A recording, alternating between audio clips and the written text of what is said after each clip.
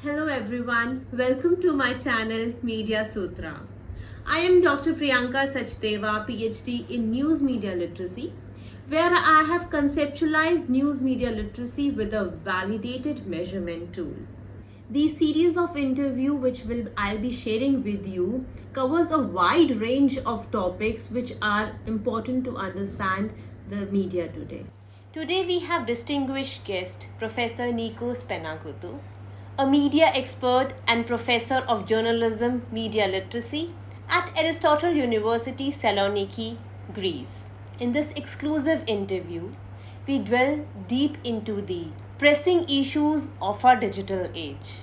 We explored topics that are relevant than ever, like fake news, confirmation bias, and alarming rise of hate speech. Professor Panagiotou shared his profound insights on these critical subjects and also shed light on the impact of these issues on our society.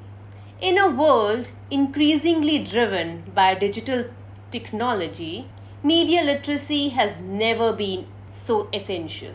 We discussed why it's crucial for every individual to develop these skills and navigate the vast sea of information responsibly. Moreover, we had the unique opportunity to gain insights into the state of media literacy in Greece as Professor Panagiotou provided valuable insights on the local perspective.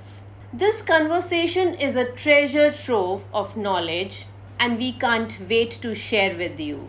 So without further ado, let's jump onto this enlightening talk with Professor Panagiotou.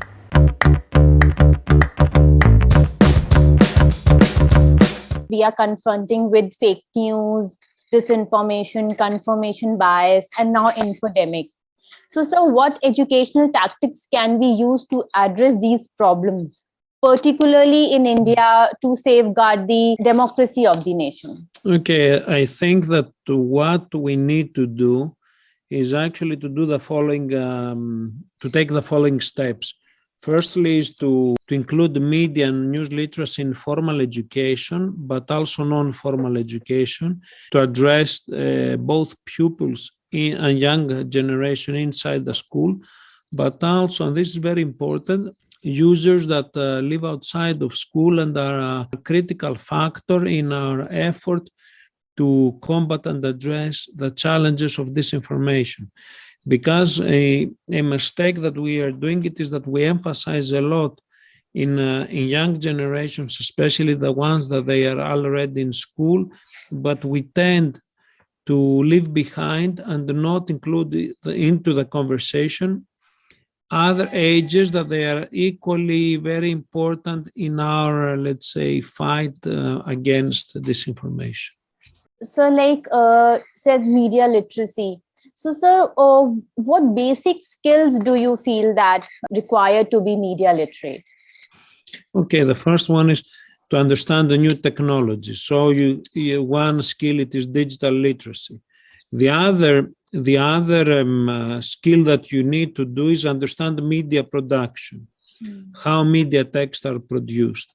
The third skill it is actually to the one to critically engage with the context of media. For example, to understand the rules of social media when publishing content, to understand the importance of headlines in content production, and also to be able to be aware that for the necessity to use multiple sources. I think that one major mistake that we are doing it is that we don't take into account the fact that some people could not become experienced fact checkers.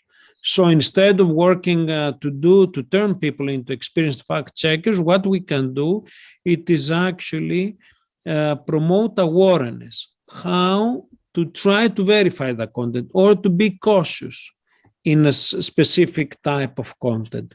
So this means that either using multiple sources or actually be cautious in not promoting content, they are not sure whether or not this is what it looks like. So, sir, do you feel that we need a special curriculum for all these things? Like, it is very difficult. Like, media literacy in India is at a very nascent stage where there are talks of including media literacy. But, sir, still to make people aware, what easy tactics can we use? Like, how can we make them aware of it? Do we need a curriculum for that? I'm not sure. The best solution would be we need a curriculum, but I'm not, but I think that it should be part of other modules taught, meaning that it should be included. Digital literacy courses should include an aspect of media literacy. Equally, other courses such as language or text reading, it should be how to critically analyze a text, whether or not this text it is verified or not. So I think that we need a special curriculum that it will be developed for this case, but most important it is that we need actually to develop and include it as part of other lessons as well.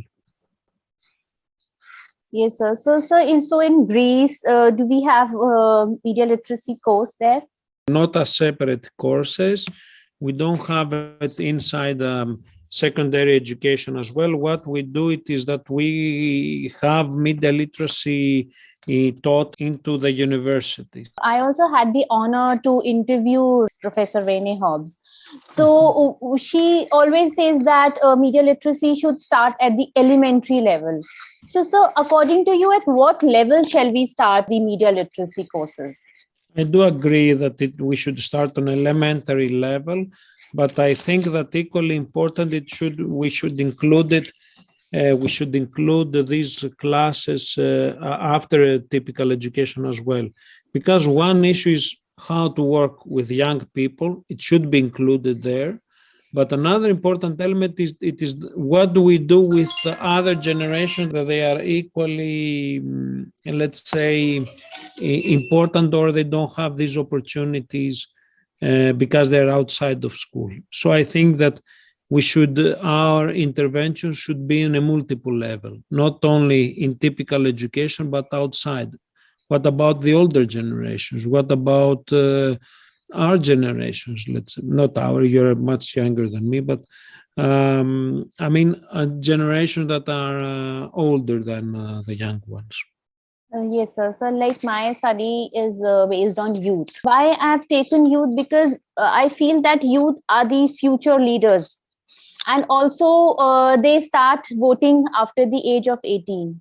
So I think for youth, it's very important to be media literate, and especially news media literate, so that they can take informed decisions for them. I feel that news media literacy. So how do you see news media literacy and media literacy? It is a different aspect, or yes. Media literacy, it relates with the general content of media.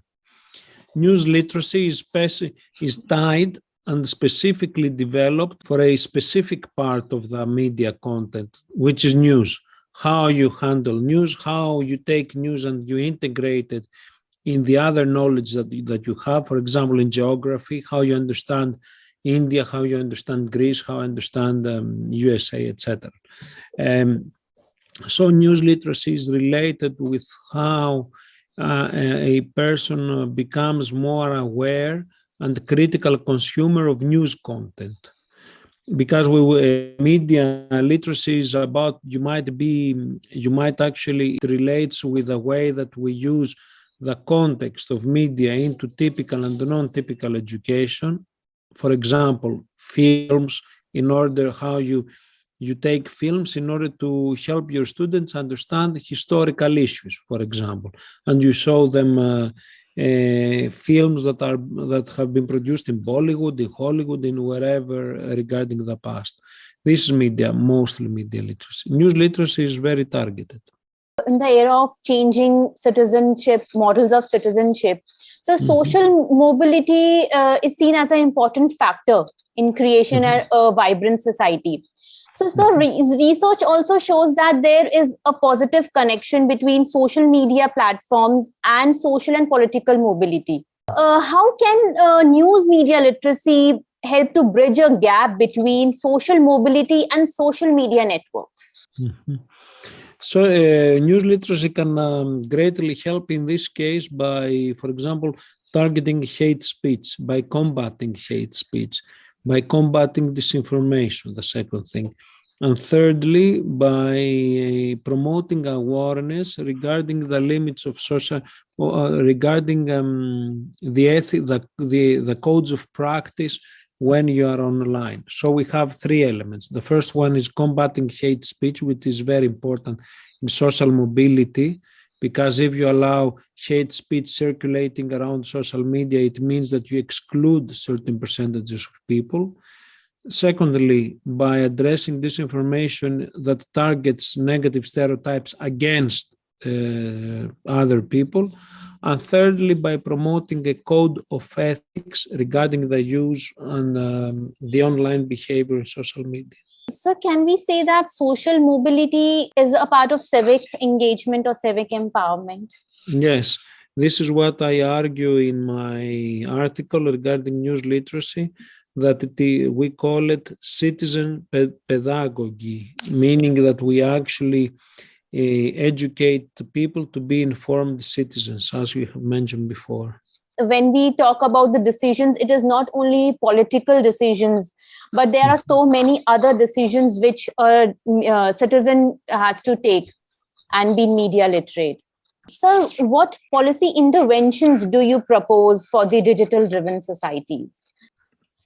Okay, what I propose? I propose interventions in four levels. One in the level of society among citizens, how you actually educate citizens in order to be more responsible consumers. The second level, it is an intervention in the level of government and its institutions, promoting media literacy as a tool in order to combat disinformation, hate speech, but also to be included into the school curriculum. The third level, it is actually initiatives from organizations such as universities, media, etc. And the fourth level, it is cooperation among countries like Greece and India, for example, or what we have started, what we have initiated. This cross-country cooperation, I think that they are very helpful in order to promote awareness. So, in Greece, what initiatives have you taken to promote media literacy? Okay, we are organizing a summer school every year where media literacy and news literacy is an important tool and aspect. This is the summer school Priyanka, and we organize it together with 13 universities from all over the world. It is Temple University, Deutsche Welle Academy, University of Zagreb, etc., etc. So here are the partner institutions. The second thing is that we have a course regarding media literacy in our postgraduate course as well. And the third element is that we organize a lot of workshops and trainings regarding teachers and students. And every year we organize the Greek Media Literacy Week that takes place for a month. It's just a week in words, but actually it's a month, together with libraries and other organizations in order actually to promote awareness regarding media literacy. And this is something that I initiated as university. So, like you have research on media literacy so much. What research gaps do you generally notice in this field? Yes, I think that one gap, it is related with how to integrate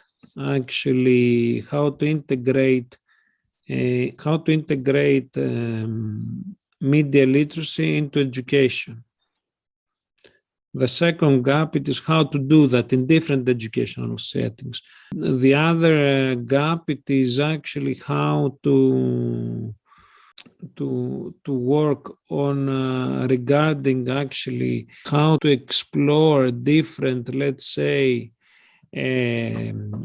different experiences from around the countries into your country. For example, how can experience what is happening at India in order to include it also in Greece. What else? These are the major gaps. I mean, from a cooperation between Greece and, for example, cooperation between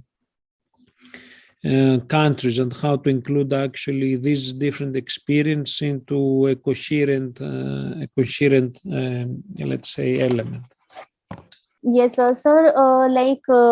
When we study Professor Potter's J.W. Potter study, he says that there are 3 criteria for media literacy. That is mindful thought processing, developed knowledge structure, and personal locus. According to you, what importance does this holds in to be media literate? So mindful thought processing, then develop knowledge structure, and sir, also personal motive, personal objective while surfing the media text.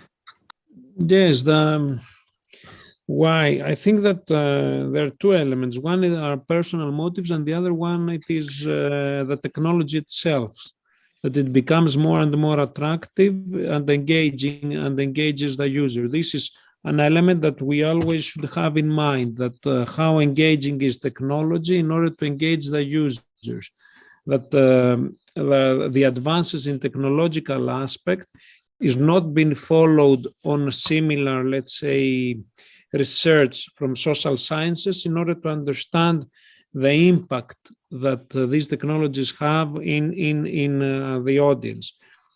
Sometimes with, for example, some media literacy projects still discuss on TV production, like TV production is not taking place in YouTube anymore, for example, like it takes place in a studio in the 90s. So I think that this is an important aspect that we should have in mind. So there are also talks of finding a correlation between propaganda and media literacy. So how can we correlate these both? I'm not supportive of this idea. The term of propaganda have changed a lot. It's not as it used to be in the past. It is much more discreet, and it is not as it used to be. It's not the propaganda that we had in the past. It is something that is totally different, and we cannot speak anymore about propaganda.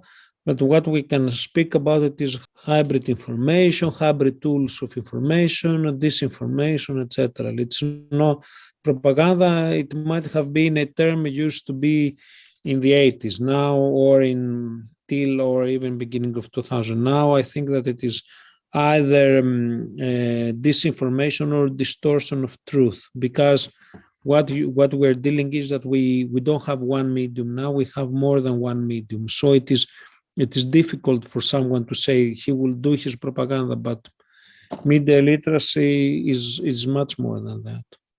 So when we talk about political like imposing political decisions, or maybe like if we say that a government saying wear your mask, do social distancing or something, so can like some scholars also associate these as propaganda. And sir, like can you say that political decisions and political activities which are enforced by the government are propaganda?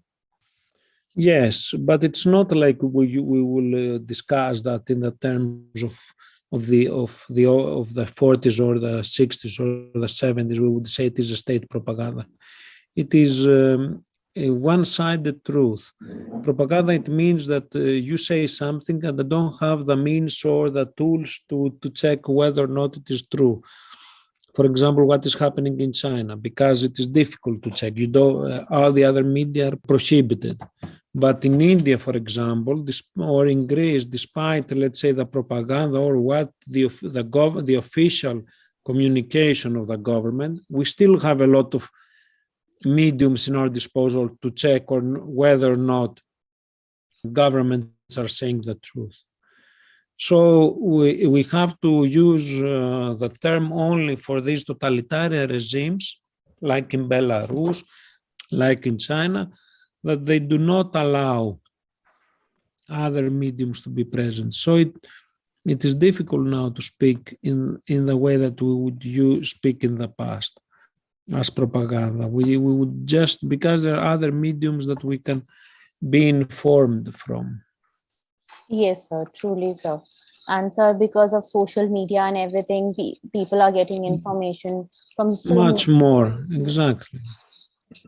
And so this is because I think media literacy dates back to 1960s, 1970s. Exactly.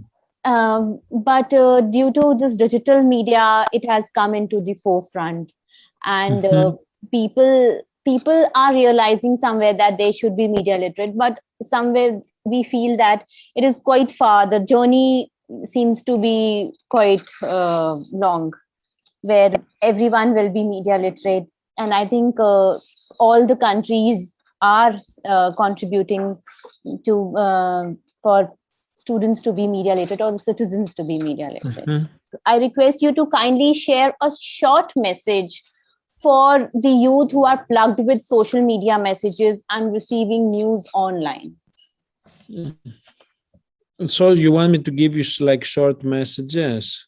Yes, sir, because I'll be quoting these messages. Like I have been asking every expert about this, so I'll be quoting this.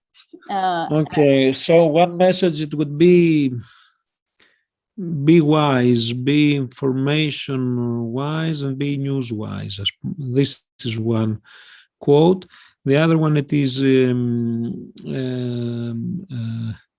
engage critically, engage and watch out whom you follow, watch out what you retweet or repost, be mindful. This is what I like. Yes, sir. So it's really like catching words, and I think youth will really somewhere they can relate to.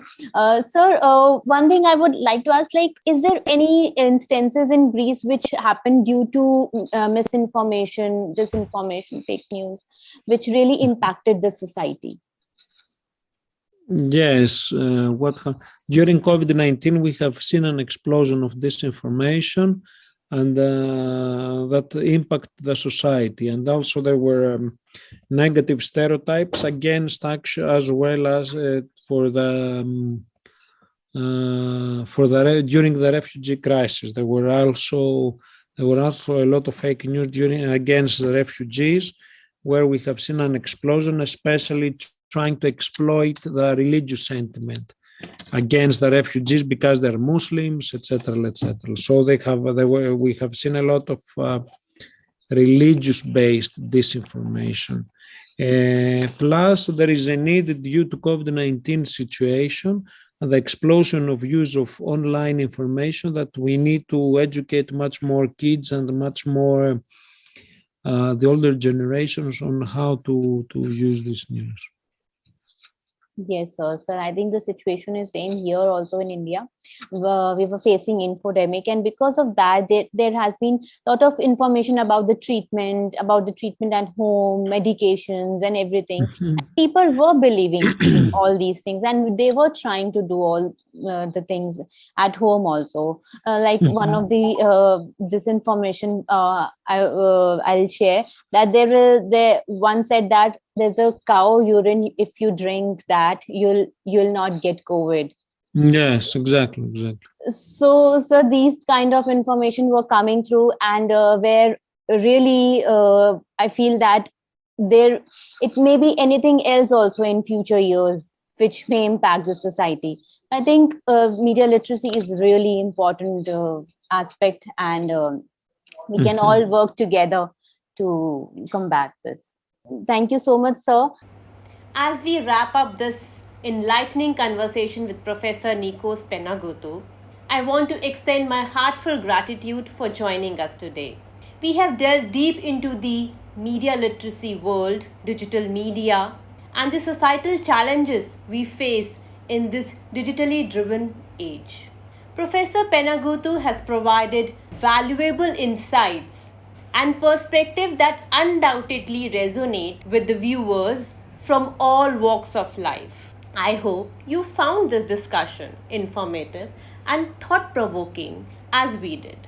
If you enjoyed this interview and want to stay updated on more engaging discussions on media, technology, society, don't forget to hit the subscribe button and ring the notification bell. Your support means world to us. Thank you once again for tuning in, and until next time, stay curious, stay critical, and stay connected.